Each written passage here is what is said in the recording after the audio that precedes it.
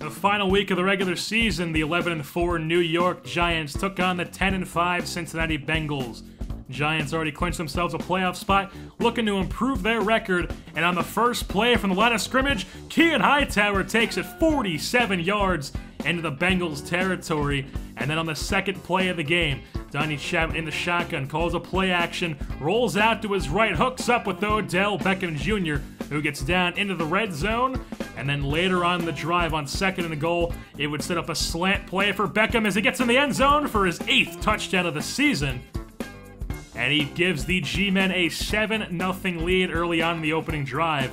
But the Bengals came right back. Andy Dalton hooks up with A.J. Green. The former Georgia Bulldog gets out of bounds in G-Men territory. Later on in the drive, it's 3rd and 12.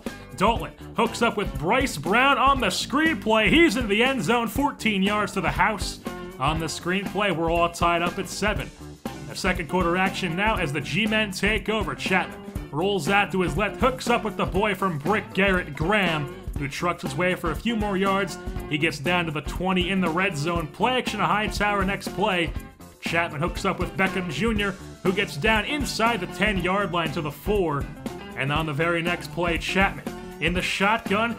Nobody's open, so he takes off for himself, and that is Donnie Chapman's 21st total touchdown of the season, 3rd rushing.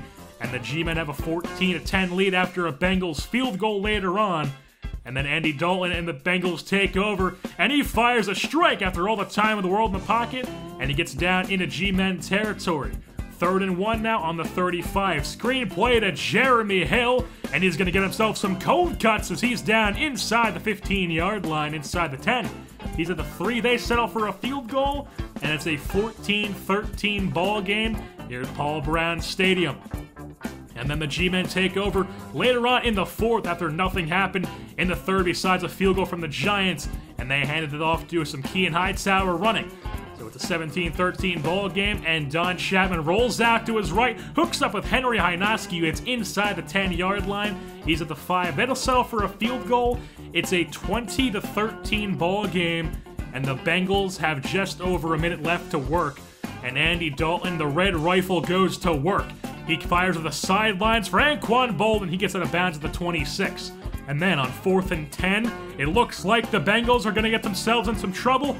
Dalton fires it short, but wait a second. There's a flag in the play, roughing the passer. The Bengals get one more chance, and they take advantage of it. In the shotgun, Dalton hooks up with a wide-open Marlon Brown, and it's a tie ball game. We're heading to overtime. And the Giants get the ball to start overtime. Chapman rolls out to his left, hooks up with Garrett Graham, who gets into Bengals territory to the 35. Later on in the drive, it's 3rd and 9. He needs a first down to convert, and Chapman hooks up with Garrett Graham once again. He would have over 100 yards in the receiving game on the day.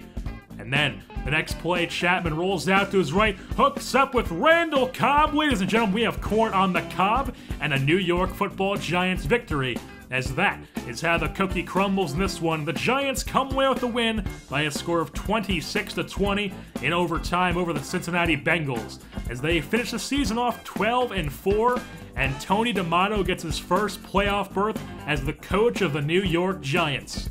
In the wild card round, the G-Men will take on the 10-5-1 Seattle Seahawks at MetLife Stadium.